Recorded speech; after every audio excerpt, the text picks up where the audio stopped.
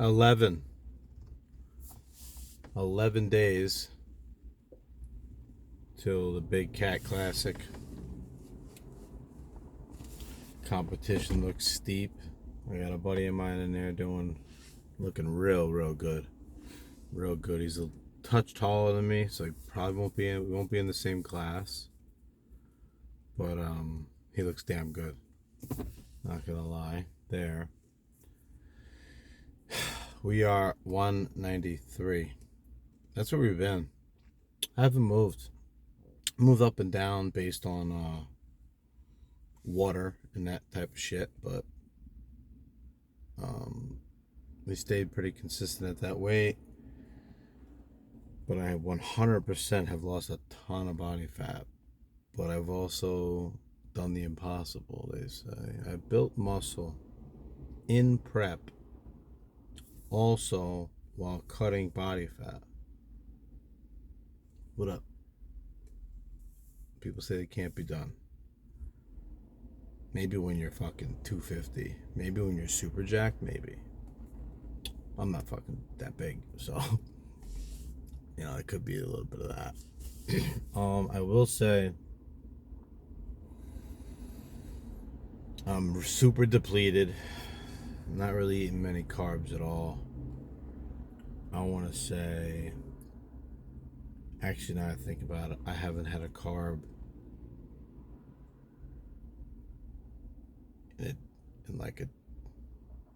in 24 hours. I have not had carbs in at least 24 hours. And my last meal was yesterday at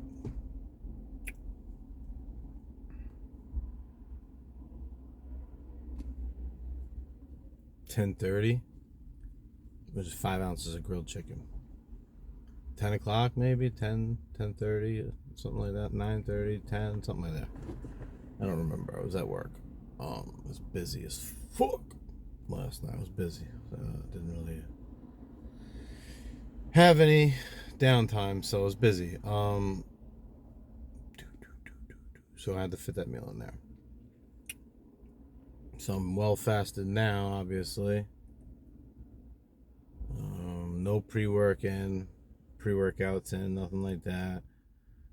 Took some beetroot, like gummy things, so that's actually a few carbs, so that might actually break the fast, maybe not, I don't know, it's like 3 carbs, maybe not. What else we got? Yeah, we got that, my ECAs, 3 milligrams, I think it's milligrams, or is it 3 grams? No, it's 3 milligrams. 3 milligrams of Rawulson, also known as Alpha Yohimbe. I'm taking that with the ECA stack. Definitely zoops you up for sure. I get up pretty. 25 milligrams of ephedrine, 162 milligrams of aspirin, 250 milligrams of caffeine. That's your ECA. And then 3 milligrams of Yohimbe. So it's an ECAY stack. Some people just do ECYs. I never knew that. So I've been learning a little bit about all that. But ECAY stack is, I've been pushing that for the past week. Legs grew, back grew. I'd say I'm leaner at 11 days out than I was at the last show. But I'm also 5, 6, 7, 8 pounds heavier than I was when I stepped on stage. So this time around, we still got to get down to 185. So I'm curious to see how striated we can get here. This is fun. This is all new. This is new for me. Obviously, doing a show, this is only my second show, so I'm still brand new. But being this lean with this much time left, like this is like a better version of me now. I'm better than I was the first time, like I said I would be. So it's new. It's the look it's going to be on stage will be a different look, a much different look than the first time. Much different look. I'm excited to see how it looks under the lights.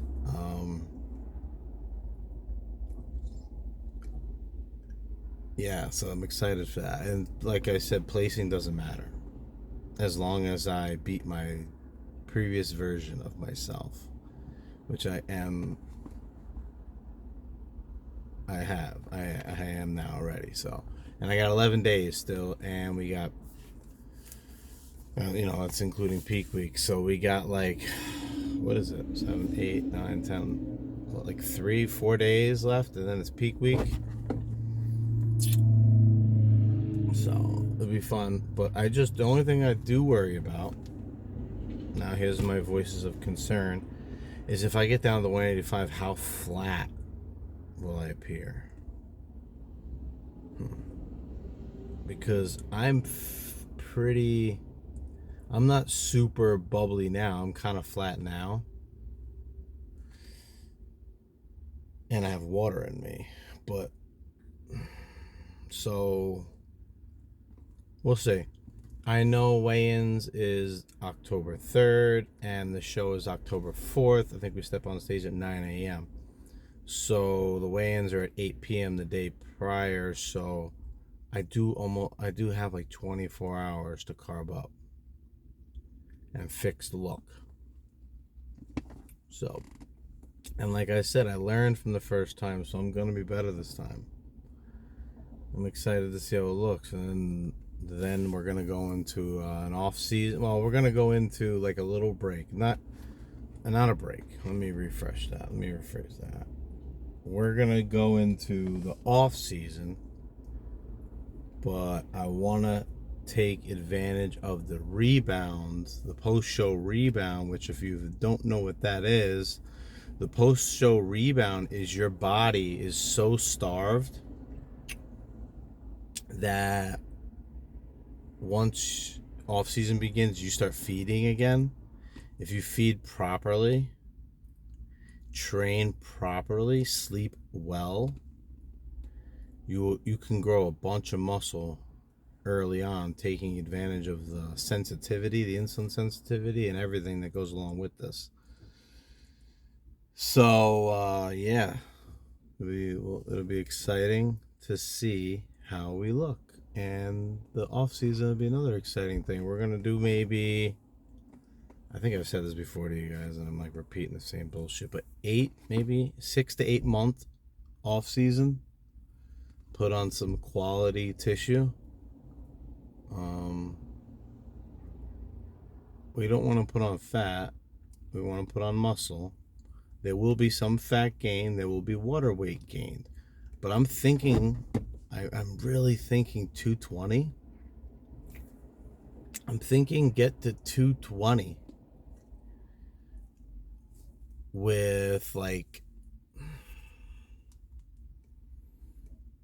my 16 week out conditioning. So not fat, not lean, no veins in my abs, but still like at least like a 4-pack or something.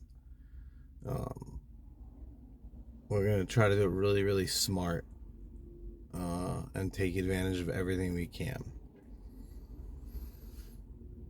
So that's that.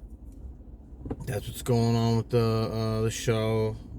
Training today is back day. It's Tuesday, motherfucker. It's back day, baby. No, but it's back day, and but we brought down the volume a lot. The weight's low. We're trying not to have any injuries, and to be honest with you, I don't really have any. For some reason, my thumbs bother me, like right at this point in the thumb for some reason. I don't know if I jammed it on something or what, but it's achy.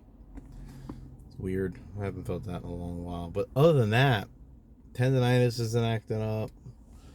Shoulders, not bad. Lower back is a blessing.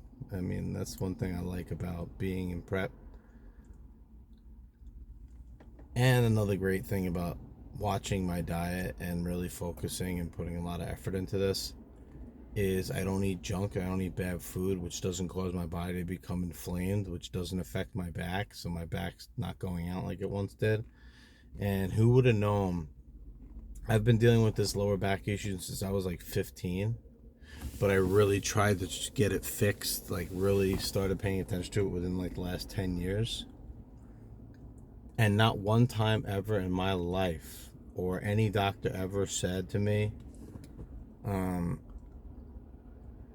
your diet may have something to do with it. Why though? But they want to consider surgery, MRI, CAT scan, sure, to figure out what it is. But then they want to say, all right, chiropractor, physical therapy, potential surgery, injection of this, injection of that. Instead of just, why don't you just go like 2 weeks without eating inflammatory foods and see how you feel? I should have said that. Now, granted, it took longer than 2 weeks for this to really become an afterthought. It used to be the first thing I thought about was my back. Couldn't get out of bed in the mornings. It was rough. Like, I would lay on, you can ask my kids, like my back would go out on me and I'd have to lay on the floor. And I'd be laying on the floor for like 2-3 days. I couldn't get up. It was so messed up. I was like 30 years old, like laid out. Like, oh man, it was so depressing. But the diet is the only thing that helped, man. The diet is what completely, I mean, it's not fixed. I have legit diagnosis of like 2 bulging discs, spinal stenosis. I don't know, whatever. I think they're fairly common, actually, some of them. Maybe not the bulging disc, but the other things. Narrowing of whatever I don't know, whatever. So when you really think about this, if that area has so much going on in it, where the discs are all here, nerves, and just everything going on, muscles, and you're inflamed, right? It's already close. So then you inflamed. It'd be like this. If I had a whole bunch of sodium, my hands became swollen, this gap would be different. They'd be tight. They'd be touching all the, like really close. There'd be no space because my fingers would be swelled up. And so would all the muscles around. So it creates an area where it's very tight. And if you stretch or lean the wrong way and the disc moved a little bit, it hit a nerve, boom, gone. You're out, down for the count. So inflammatory foods have a big effect on all your joints. Everything is so tight in there and together, and equal spacings and whatever job they have to do. When you create an inflamed situation, things just start rubbing. And over time, when things keep rubbing, that's when you end up with no cartilage in between your bones. People need hips and knee replacements because they have no cartilage, because they've been walking for so long on those damaged and inflamed areas that they became damaged from their own doing. Your own diet, the things you're putting in your own body is what created the inflammation. And with the inflammation comes rubbing and changes in the body, and that's where you cause the damage from what you're putting in your mouth, man. So keep that in mind when you're dieting, or keep that in mind when you're eating anything. If you have any issues in your body, they will aspirate it. And since you've probably never paid attention to your diet and you've always been eating kind of shitty, that's normal for you. The pains are normal. But I'm here to tell you, my friends, you shouldn't be in pain all day in everything you do. It shouldn't be difficult to walk or move. That's not normal. That's what you think is normal for you because you've never tried anything like this before, I assume. So I implore you, try to cut inflammatory foods out of your diet. And inflammatory foods are oils, fried foods, sugars, simple carbs when eaten in big absorbent amounts, chips and beer and alcohol, and all of this is inflammatory, and your body doesn't want it. So it becomes inflamed to try to fight it off or protect itself from whatever you did. So if you cut all that out, your inflammation will be greatly reduced. All these people talk about, oh, this is an anti-inflammatory, that's an anti-inflammatory. Just don't eat the shit that's inflammatory. You don't even worry about if it's inflammatory or not. Just stop eating the inflammatory shit. You know what I mean? Like, you don't have to worry about... You don't have to worry about inflammatory foods if you're not inflamed in the first place. You copy? You tracking what I'm saying? It took me 5 years to learn that and figure that out. And I'm here to tell you and save you a bunch of fucking time. That's what started off the carnivore diet. I did like a fast or whatever, and I noticed my body felt better. I'm like, that's weird. What the hell? Like, wow, my back hasn't hurt. That's interesting. Why? What's going on? And then I like just stumble. Like, I just stopped eating junk. Like, I just was like, I started trying to eat like a bodybuilder, kinda, you know? So I just started eating chicken and rice a lot. And slowly but surely, dude, I started to feel amazing. And then I was like, huh, interesting. I think it's carbs. Carbs to me don't really work out too well, but they do. I just was naive. I just thought all carbs were the same shit. So I just cut carbs out and just was eating meat, and I felt extraordinary. All the pain was gone in my body. The only thing I found out about doing that kind of a diet is it's very difficult to put on muscle. You know, it is difficult. So it's not ideal for bulking or building, but you can be a carnivore bodybuilder, I guess, if you wanted to. You could do it. But anyway, that's what got me into the carnivore, and then that's what then shifted me over to learning a little bit more, and that's when I realized about the bad carbs, good carbs. So I started eating a bodybuilder's diet, and I would be get a cheat meal. I would have that cheat meal the next day, my back would be fucking killing me. So I'd have like a burger and fries, dude, and my back would be fucked and hurting, dude. It wouldn't be out, but I felt, I was like, ooh, it could go out. You know, it was really inflammatory, so put a lot of issues there. So that's why I don't like having cheat meals. The inflammatory foods fuck you up, so don't eat inflammatory foods. Get your shit together. You got to rely on yourself. Push your body, push yourself, push your mind, and eventually success will come. I'm 11 days out, motherfuckers. I got back day to do. I'm going to do probably 6 workouts for my back. 3 sets at most per workout. Cardio, tan, rest, relax. And that's... Okay, we're good. Someone tried calling. But, rest, relax, get my kids off the school bus, have a good night with them. Maybe see my special someone. That'd be nice. That's all I got, though. I feel good. I feel really good today. Strong, clear, ready to fucking go. That's 19 minutes. Do 10 more, do 11 more on that treadmill, motherfucker. And I'll see you next time. Go fucking get it.